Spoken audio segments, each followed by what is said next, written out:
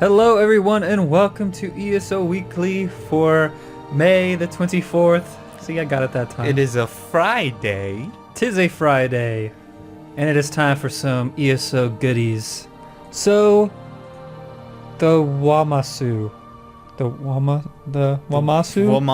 Wamasu is what we're okay. calling it. Yes, the Potato. All right, so the Wamasu, we know it's from Black Marsh. This is what ZeniMax Online Studios had to say about it. Legend has it that the Wamasu are enormous frightening creatures with lightning for blood. And this mention helped drive the effects for its body and its lethal attacks. Yeah, so this is a creature of the Black Marsh. So as an Argonian player, you'll be seeing it, and as probably any player of the Ebonheart Pact, you'll be fighting your fair share of Wamasus. Honestly, I was thrown off by the lightning at first. I didn't quite understand it because, you know, the creatures of Black Marsh are known for their poisonous attacks. You know, there's poisonous plants and disease. It's just full of it. And what I was expecting was it to shoot some poisonous cloud or something, but no, we got lightning. And, which, hey, it's justified. It's part of the lore. We haven't seen this creature in past test games, but apparently it has been brought up. Either, I don't know, in a book or something. If it's brought up in the book, yeah. I haven't seen the book. I was looking for one, but I didn't find one. Anyway, lightning for blood. Cool. Interesting. But my problem with the Wamasu was that it is far too clean and shiny, and it doesn't look like something that crawls around in the mud of the swamps.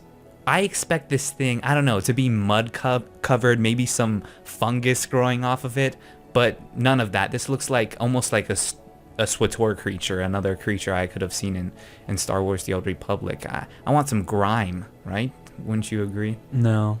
You don't want grime on your Wamasu? Not at all. I like my Wamasu clean and fresh and sliced and polished very thinly. Yeah. And put on a bed of rice. Wow. Who wants mud on their food? That's all I'm saying. Sure. Oh, the creature. I Yes. thought you were talking about like sashimi or something. Sorry. Yeah, I guess. Like, I don't know. That's something they can always add later on, maybe. I don't know. It's more about the gameplay for me than it is about how each creature looks and everything. Sure. And the creature itself looks fine. It's not dirty. Maybe it's just a neat freak. It licks itself. It's more like a cat, a feline, so it stays clean in those swamps. You know, swims a lot, so he keeps that mud stuff off of him. I know, yeah, I understand what you mean. Obviously, gameplay's first, but the appearance of my creatures, they got to keep to the Elder Scrolls, and the Elder Scrolls, they have a grime to them and stuff like that, so like they come from some medieval world. Anyway, that is the Wamasu. Let us know what you guys think. All right, so let's go into the Ask Us Anything that is on Gathering and Exploration. We're going to be switching things up a little bit as Josh will be reading the questions and I will be reading the answers. Oh yeah, so don't freak out. It's change. Change doesn't have to be change scary. Change can be good. Yeah. In the new video, you mentioned that different baits will let you catch different fishies. Can you elaborate? And that was from Tom Jennings. Zoss says, there's a strategy to fishing in the Elder Scrolls Online. In simple terms, different types of bait attract different types of fish. If you can figure out what type of bait the fish like in a fishing hole you found, you improve your chances of landing the big one. The big one. Okay, cool. So I guess it just further, emphasizes what we already knew, that different baits will attract different fishies. And also, different fish will be hanging out in different locations. That's interesting. I wonder if they'll be like, regional. So maybe slaughterfish inhabit this lake while maybe some herrings in the rivers. Yeah. Yeah. Just gonna start naming more fish. I'm just gonna try to sardines. Those are all the fish I know. How about some bass? That's another one, right? Largemouth? We seen bass. Large or smallmouth? We're not too excited about the fishing, but maybe you guys are. I don't know. Fishing is like kind of that's the ultimate time waster, I think. I mean, I could see fishing while I'm listening to a podcast something, like, or watching television on my other screen, so whatever. All right, next question here from Jara Schlem. Which crafting professions will be an ESO, and what do they allow me to create? In the Elder Scrolls Online, you can choose from 5 crafting professions which allow you to make a variety of useful items, enchantments, and equipment. Each of the crafting professions are reminiscent of ones you've seen in previous Elder Scrolls games. They are Weaponsmith, which has weapons of all types. Armorsmith, guess what? Has armors of all types. Enchantments for staves, jewelry, and glyphs. What the heck are glyphs? Alchemist for potions, and Provisioner for food and drink. So glyphs apparently are enchantments, is what it's saying there. It says glyphs, enchantments. Interesting. So I'm guessing, we've seen that. I've seen that executed in other games where, okay, sure, you could be traded an armor and straight up enchant the armor itself. Or you could, World of Warcraft had them. I think they were called inscriptions or something. You can place the enchant on an actual document that can be like sold on the auction house or something. So that way, if you want to market your enchant skills, you don't have to be present to actually enchant the item. You can just sell the enchant straight up, which is going to be greatly appreciated, I think, by a lot of enchanters. Now, as far as weaponsmith and armorsmith being divided into 2 separate things instead of having a straight-up blacksmith profession, what do you think about that? I like that. I mean, I think it's fine because we can take, like, if anyone's upset about that, I want to really know their reasons why, because we can take every profession anyway. We're not limited to 1 or 2 professions. We can do all of these. So if you want to go straight up, you want to follow the line of hammer and anvil, you can take that armorsmith and take weaponsmith at the same time. And then how many can we master? How many professions? That's later on down. We'll talk about okay. Moving on to the next question here from Conrad Fury. Could you shed some light on the crafting and collecting systems in ESO? Will you need to go to a trainer to pick up new schematics/crafting plans? Much like in previous Elder Scrolls games, there are no recipes or schematics you must collect or learn from trainers in ESO. There are multiple ways to create every craftable item in the game. Discovering the optimal mix of ingredients and additives to make that perfect item is all part of the challenge of being a crafter. Interesting. So is it going to be a trial and error sort of thing? Or, in the past test games, we found like potion recipes and stuff like that, but they were just written in books. They weren't like, oh, I found this recipe, now I know it. It was stuff you had to keep track of. They've said already that the recipes are set, so it's not going to be just random and you might get lucky and do it. There is a set recipe list and everything, so eventually there will be databases online that you could look up if you really need to know how to make this very specific sword or whatever. So, I mean, that information is going to be available to us eventually. But every single recipe is set.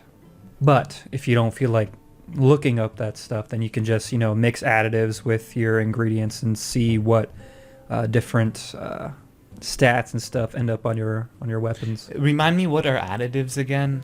So, okay, you have primary and standard ingredients. That makes the actual item. The additives just adds more benefits to that. Okay, so primary ingredient might be like iron ore or something. Say you're making a sword, like iron ore and bronze, or I don't know. Or leather. Or leather, sure. Leather strips. We all know the leather strips. An additive might be a magical ingredient then. Something we like would a void pick up salt or something. Yeah, something like that. Something we could pick up maybe either, in our adventures or in a raid. All right, next question here from Jane Gillis. If I find books in ESO, can I keep them and read them anytime I like?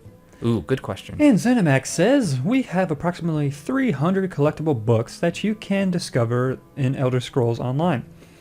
Once you find these collectible books, you can read them anytime you like.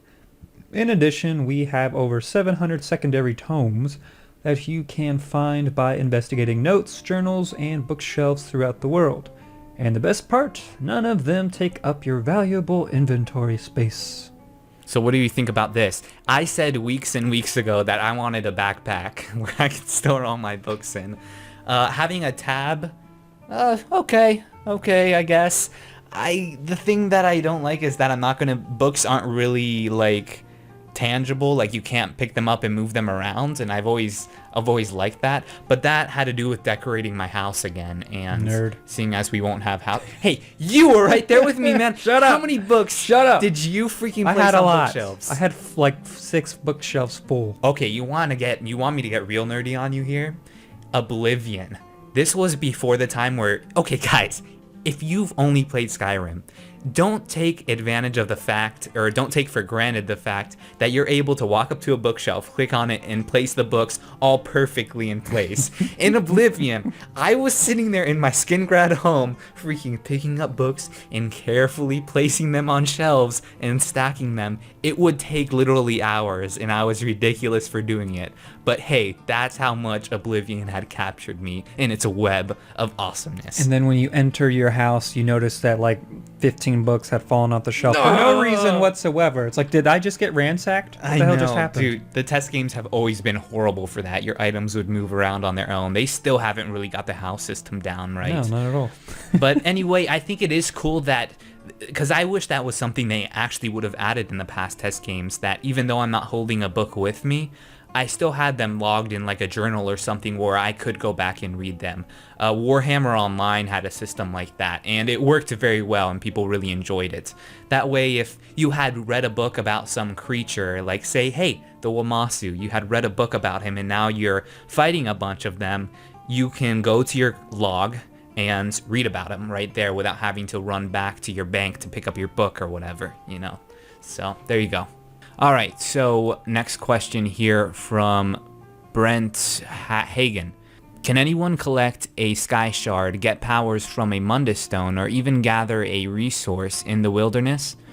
Or do they get depleted and have to recharge after use? And Zenimax says, Mundus Stones are available to every player. Anyone may interact with the Mundus Stone at any time, but you can only have one Mundus effect active at a time. Sounds familiar. Yeah. When you interact with a new Mundus Stone, any previous Mundus effects are automatically removed. Sounds really familiar. Yeah, right? Almost like those stones in Skyrim you see scattered around. Exactly like that. Alright. Unlike Mundus Stones, each Sky Shard may be consumed a single time for each player, but they do not despawn for other players when you do this. Collecting 3 Sky Shards grants you a new skill point, which you can spend on new abilities in any skill path, i.e. class, weapon, armor, etc. Do you want to talk about that first and then go on to the script? Resources such as ore and plants will repopulate over time, but they are not guaranteed to reappear in the same exact location where they were, which is awesome. Just saying. So resources are going to be moving around? Yes. So you won't see the same like iron ore node in the same exact That's spot. funny that you like that, because you're a farmer, right? You like farming nodes and stuff like that. And what people have been really abusing in MMOs is the fact that resources will appear in the same spot. So you'll go to a region, know where every iron vein is going to pop up, and people have guides online and maps to show you those routes. I like the fact they're stripping the power away from those people and giving it back to, wait a second, guys, this is an RPG experience. It should be a little more randomized than that. So I like that very much, that resources are going to be mixed up. Whole Sky Shard thing is, I think we talked about that already. Yeah, sure. Right? That's no new news. You need 3, I don't know if we said this, but we need 3 Sky Shards to actually grant the new skill point. So you won't just come across 1 Sky Shard and boom, insta skill point. No, you have to collect 3 of them. All right. Mundus Stones. By the way, people are saying Mundus Stones, but that word is Mundus. He says Mundus. They said that in the actual trailer for the video. Matt, was it Matt Foyer that did that video? I can't remember. The Gathering video. Anyway, he said Mundus, and it's Mundus, right? Am I the only one? I don't know. It's a fictitious word, so it doesn't really matter at all. But yeah. All right, next question here from Brandon Stoll. How difficult will Sky Shards and chests be to find? Will I have to climb every hill or fight dangerous guardians to get there? Zenimax says, some will be easier than others, but in order to discover all of them, you'll have to keep your eyes and ears open. Some are guarded, some are simply tucked away, and some are out in the open.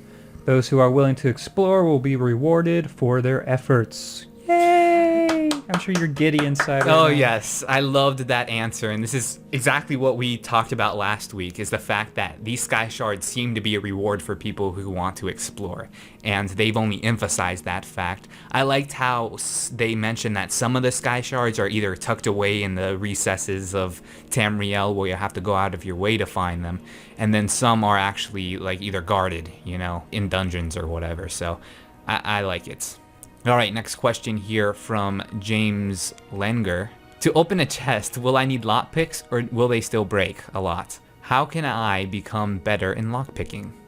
And Zenimax comebacks and says, Nice one. I wanted to be like Josh. And Zenimax comebacks and I can't say it. Zenimax comes back and says. There right? you go. Comebacks and says. See, it's harder to be me than you think. Everybody. How do you say that every so single easy. freaking time? And Zenimax come back and You says, still I can't can't do it. say it. And Zenimax comes back and says, "You see And that? Zenimax comes back and says, that sounds so It's retarded harder to to me. be Josh than you thought." All right. What do they say? What do they says? And then Za says, yo, some chests do not require lockpicks, yo. But No, most no, will. They don't speak Ebonics. They're all white Boy. nerds. They're all white nerds in their dungeon coding. Zenimax says some chests do not require lockpicks, but most will. The difficult E of the lockpicks Nice will save. require... Can't read it. I can't read this I'm so answer. leaving that in, by the way. Oh my god. Okay. Whew. I can do this. Zenimax says some chests do not require lockpicks, but most will. The difficulty of the locks will vary depending on the quality of the lock itself. Lockpicks have a small chance to break each time you fail to put a pin in place. And this chance when you shut I can't stop laughing. I'm sorry. And this chance increases when you attempt to pick higher quality locks. The lockpicking will automatically improve as you level, gradually making chests that were once very difficult to open a much easier prospect.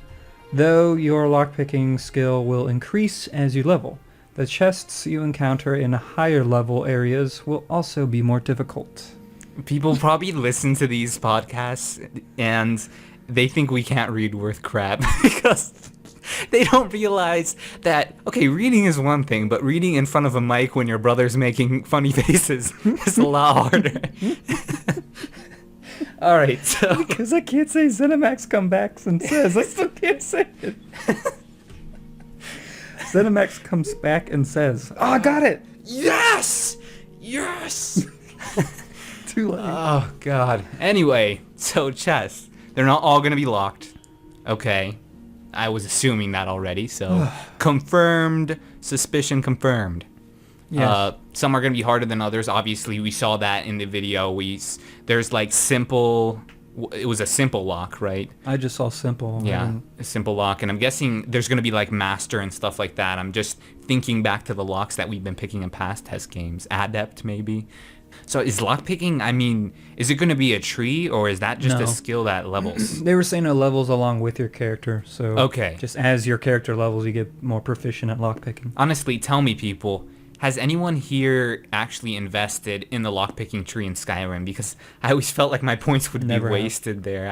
I, as challenging as the lockpicks were, I never felt like I couldn't get into a lock. So I'm glad they're not including a tree with it because I thought that was kind of a waste. Yeah, there's too many dang skill lines as it is. Yeah, kind of like the speechcraft skill line too. That's another one I never invested in. I got illusion. I can make anyone like me. All right, so that was the Ask Us Anything article on gathering and exploration. All right, time for the developer question of the week, which again has to do with collecting ingredients and jazz. So let's play it.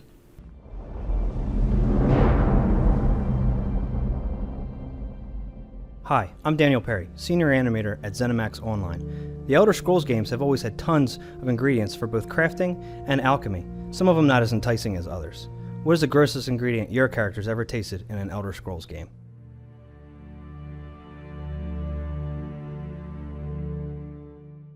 I swear to God, he has to watch the Shoddy cast, right? Because we were just talking about this last week, how you have to eat all these crappy ingredients to figure out how to mix potions and stuff, and you didn't believe me. I know. I was like, oh, okay, so you do have to taste everything. Yeah, you have Why? to taste I everything. still don't get why. Your tongue has superpowers. I can tell what it's for just by putting your tongue to it. Apparently, you put a giant's toe in your mouth, and you're like, resist the fire. You know? I don't know. That's test logic for you. It's the same reason a cheese wheel can kill you. You know, that's true. Just is part of it. So what's the nastiest ingredient? And I know you haven't made your character eat any, and I don't either, because I'm a firm believer that that's cruel and unusual punishment for your character. I guess. But what would be the nasty ingredient? A lot of people are saying giant's toes. Yeah, I actually didn't think of that until you said it, but I was thinking the stinkhorn mushroom. The stinkhorn mushroom? Just because its name? Yeah. You gotta imagine that. You want to put something like that in your mouth? Ugh, yeah, that would be pretty bad. I was gonna say giant's toe too, but there's one that I can think of that's worse, and that's a skeever tail, because you got hair on it and Just take it off. Hey, have you seen skeevers, man? Skin it. Have you? They already look like People rotted and People stuff. eat them all over. You see them on fire pits all the time, so they can't be that bad. The meat must not be that bad, but again, the hair, because your character, I swear, he eats it straight up with hair and all, and having one strain of hair in my food creeps me out enough. I couldn't imagine a whole lot of it. That's why you skin it first. What about fire salts? Ow. Yeah. Ow. Or ectoplasm. Ooh. Or vampire No, dust. ectoplasm, that actually looked delectable. Anything in a bowl, I don't think I would eat. Really? Ectoplasm looks like Jell-O to me. I've always imagined it would have the jello-y texture. I have a feeling it doesn't have much flavor at all. Probably not. I mean, ghosts, what do ghosts taste like? I don't know. Look at Slimer. Those are the questions I don't have answers to. I don't know. Really. Now, the giant's toe, do you take the nail off before you eat it? Because you have to eat a nail and all, man. It's there. Ugh, and it's got toe jam in it. Maybe you just gotta lick it. No, because you hear the crunch sound when you click on No, it. you don't. Yeah. Oh. And your character actually goes, oh! If it's a bad ingredient like a vampire dust has negative effects. Stop making stuff up. No, I swear to God, he eats it, and then after you exit out the menu, he goes, oh! Because it hurt him that he ate it.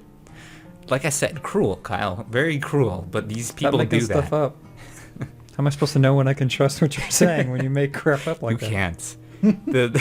Never trust me. Alrighty. And now we could go into our community segment where we answer your guys' questions. Your Yes, I guys'. said guys'. By the way, I say guys' every time. That's terrible, terrible grammar, but I say it too all the time. It's your guys. Guys is already plural. This is our show, and I can say anything, any way I want to say it. I do what I want. I do what I want. All right, first one from Arthur Hollinger. Hollinger. Hello, Shoddycast. First, thank you very much for all your work. Always a pleasure to follow your channel. My question is simple. Do you know for sure if there will be any underwater content for ESO? I didn't heard any tester reports about the possibility to swim and dive. And we didn't saw any underwater video until now, even in the leaked ones. I only saw swimming but not diving. That could be terrible if the Argonian characters cannot use their underwater breathing ability. What do you think? Alright, so underwaterness. We know we can swim, we've seen it in the trailers, but underwaterness. And what have we heard from the play testers who got the chance to play ESO? Apparently that's all you can do, is swim. No diving, no beating stuff up underwater. You couldn't do, well, I mean, you couldn't attack anything in water in past test games. I'm not like livid about this or anything, because I hate underwater combat in games, and Tess has never emphasized it, but I feel sorry for all the poor Argonians out there who have to swim on the surface and they can't go under the water and catch fishies. Wow. Seriously though, it is a bummer for them because that is part of their racial, so they should definitely be compensated then with something else, because if we're not able to swim underwater, then what do Argonians have, really? I don't know. But my Khajiit doesn't even like water, so I'm fine with it. Oh, that's why you're okay. That's why you're kind of reserved about it. No, Argonians have, I've always said I'm actually not feeling so bad for them, because the Argonians have always had badass racials. They not only could breathe underwater, but they have poison resist. Exactly. Anything else? I don't remember. Poison resist and disease. They didn't catch any of those. So I wish you could swim underwater though, because it falls under the whole freedom thing, and that's what, you know, RPGs are supposed to be. They're supposed to emphasize freedom and choice. And if I want to jump in the water and swim around, I should be able to do that. I wonder why they wouldn't let you do that. I guess there's no reason behind it. Does it take a lot of development time to do that? I mean, we already have the swimming animation. I don't know. I would like to know how many people out there are bummed out that you can't swim and why. Because I know there's people out there that legitimately like underwater combat. I don't. I've never liked it. I always dreaded when I had to. Not even in Guild Wars? Underwater. Guild Wars did it extremely well, but again, I suck at it. I suck at underwater combat. So this is totally biased. If I could stretch out my hand and say... I'm terrible at it, so you know what? I don't want it. No, that's not what I'm saying at all. If I could stretch out my hand and say, boom, this is in the game, I would do it, because I know there's people out there who like it. All right, next one from Caleb Grider. Hello there, Shoddycast. Congratulations on the new audio equipment. I was just wondering what you thought pickpocketing would be like in the Elder Scrolls Online. For instance, would you be able to pickpocket from players, and would there be something like a detection skill for other players to use to prevent pickpocketing on themselves? Thank you for your time. Thank you for complimenting us on our sexy new microphones. My voice sounds sexy right now. This is my seduction voice. This is how I talk on the phone when I talk to girls. Not that I ever talk to girls. I thought you were doing Gus from Psych. Oh, no.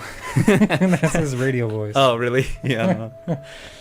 All right, so pickpocketing. Yeah, we've covered this before, and there's not much more information on this. I don't even know if it'll be out at launch or not. This is something that they would introduce with the crime system post-launch. Probably. That's what I would imagine. But like before, they have said that you will not be able to pickpocket actual players, other players. But NPCs, yes. I agree that we should be able to pickpocket NPCs, and I said in a previous video that I don't think you should be able to pickpocket other players, because that makes for a very trollish environment, and it doesn't kind of harness a good community, I think. Yeah.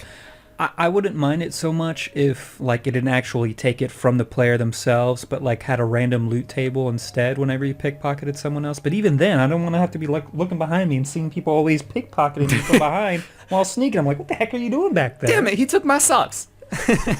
You know? Yeah, that would suck. Next one from Chris Davies, who, by the way, is very quickly approaching Dragonborn status. Oh, congratulations, sir. Hey there, Shoddycast. Just in case y'all don't get Game Informer magazine, I wanted to let you know that one of their team was invited to play 4 hours of the most recent ESO build for their May issue, and the article contained quite a lot of information that I thought you might find interesting. Sorry that this isn't exactly a question, but I thought this would be the best and quickest way to bring this to your attention. See you this Friday! All right, so this is so funny he brings this up, because I was actually at a friend's house watching The Goonies for the first time ever, and when I was supposed to be socializing and all that stuff, I was reading a Game Informer magazine, a Game Informer that they had on the coffee table. Did you notice the typo, or the wrong thing they had in there? No, I didn't. Because I read this as well, actually at work. There was a typo. What was it? They were talking about attacking using the mouse thing. They had the buttons mixed up. They said that left clicking was for blocking and that right clicking was attacking. I was like, wait, no, you have it completely reversed. But wow. Yeah, I was reading it and I was like looking, because I'm like, I know all this stuff already, blah, blah, blah, blah, blah. And I'm like, wait a minute. That is completely the opposite. You heard it here, ladies and gentlemen. Game Informer. Unreliable source. Unsubscribe immediately. Don't do that. It's still a good magazine. It is an unforgivable mistake. But yeah. So what'd you think about that article? I mean, it was good. It got like what, I guess 3 pages, I guess, worth.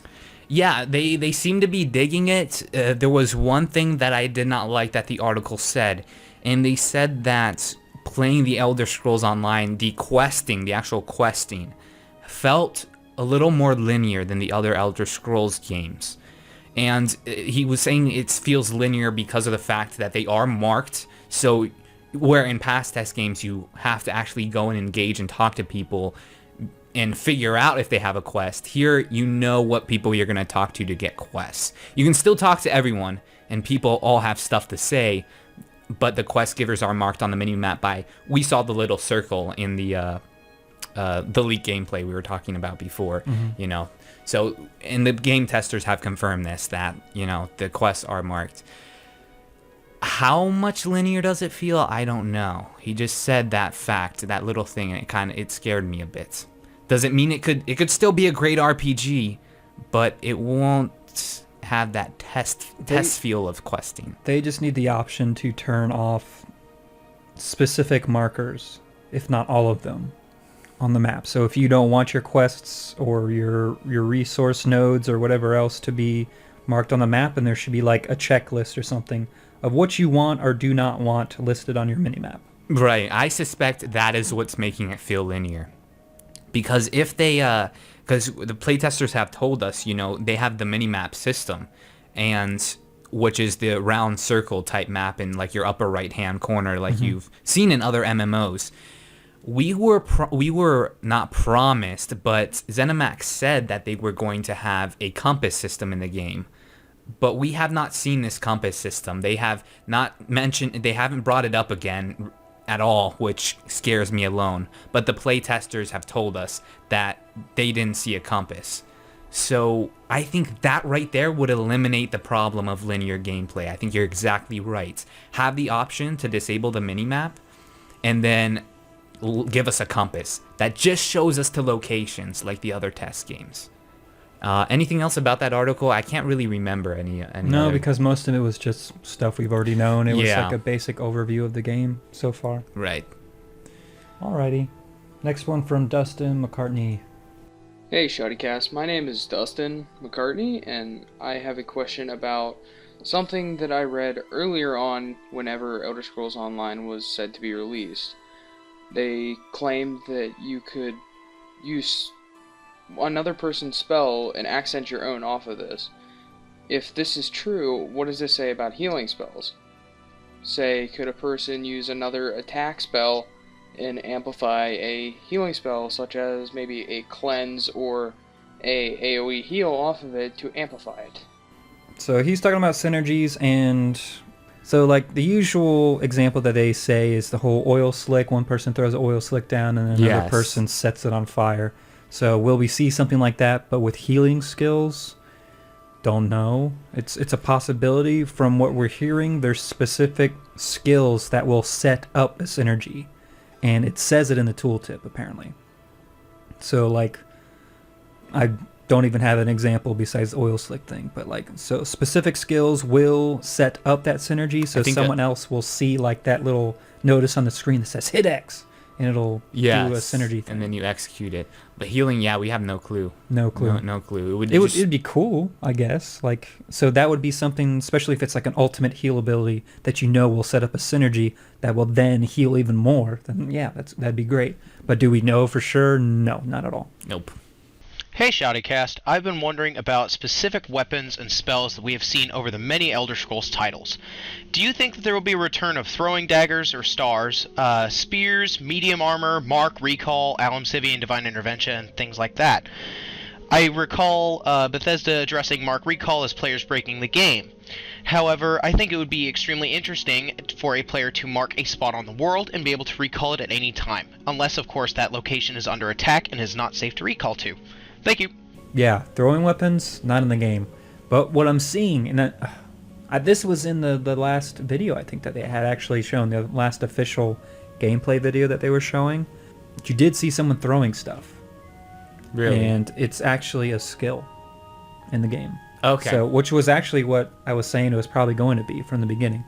So, like the actual throwing weapons, and like you saw in the cinematic trailer from, it feels like months and months and months ago, with the Daggerfall guy throwing stuff. Throwing his little throwing knives. Yeah, that's actually going to be a skill. Okay.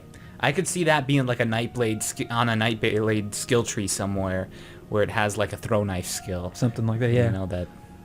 And still haven't heard anything about spears. So I'm just not thinking it's going to be in the game. I'm guessing It could be not something they to- add later. Just put it under the two-handed.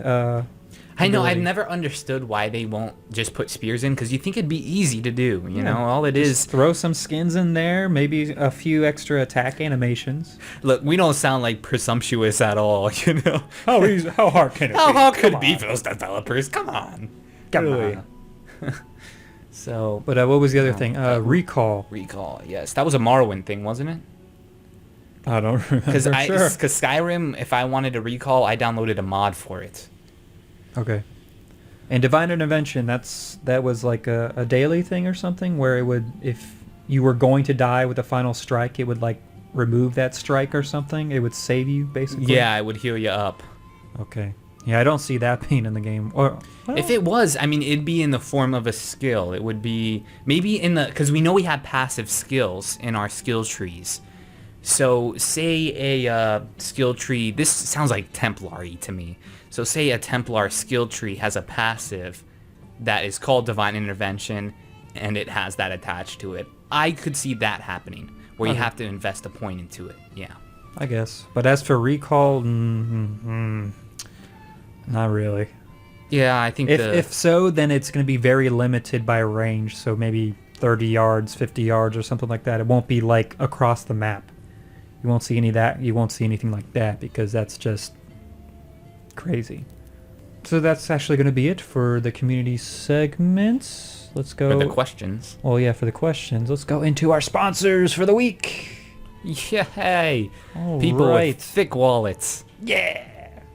All right. Once again, another donation from Mark Dixon. And thank you, Mark. Dragonborn! All right. And Paul Watkins, a.k.a. The Blaze, the Bounty Hunter, and he's for hire. Oh! So when you get in game, look up Paul Watkins, a.k.a. Blaze. There you go. You heard it here first, ladies and He gentlemen. sounds like he should be on American Gladiators or something. But the Boba Fett of Tamriel. donation from Derek Adams, I believe the first one. So thank you, sir. Thank you. And I'm going to assume this is Jeff, but it's spelled like the UK version of Jeff. Joff. Joff. Jeff. Joff. Truscott. Thank you, sir. Yes, thank you. Not the lusty Argonian maid. Whipped out an oldie. And then someone who's getting very close to Dragonborn status, Mr. Chris Davies. Almost Dragonborn. Then a donation from Matthew Weta. I hope I spelt that right. For some reason, I don't remember that last name. Hopefully your name is Matthew Weta. Thank you. If not, I'm sure you'll be more than happy to correct us in the comments below. Alrighty, and I think this is the third one from, well, I forget what his actual name is, but he likes to go by the name of J-Tech. J-Tech. Nice. So thank you. No, I like that a lot. I'm stealing it, actually. That is now mine. That's your name, J-Tech? That is now my name. Alright, he wanted to announce his guild once again, Ebony Scroll. That is a Ebonheart Pact guild. Boo. And if you'd like to check out his guild, go to ebonyscroll.engine.com. Yeah, this guy gives us real money, but he pledged himself to the wrong alliance in a fictional game, so boo to him. Boo on you. Boo on you. And then, of course, our loving, adoring fan, whom I would still get naked for, but he doesn't want me to. Thank God. Sterling Jennings, with another massive donation. Thank you, sir. Thank you, Charles. He's, oh man, so close to Sithis status. With his donation this week too, oh man, he's close. He's right? almost there. What's the cap? I don't even know. I don't know. Whenever we feel like it eventually, you know. Whenever you find the graphic for Sithis, then it'll be Sith. Yeah, whenever I figure out what to do with Sithis. All right. Shall you close us out, sir?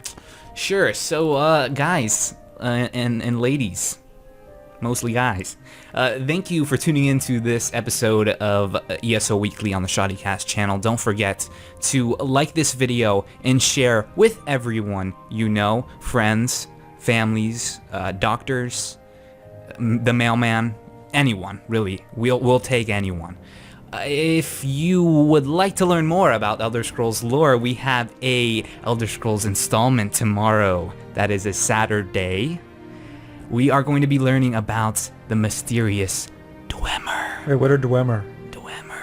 Are Dwemer dwarves?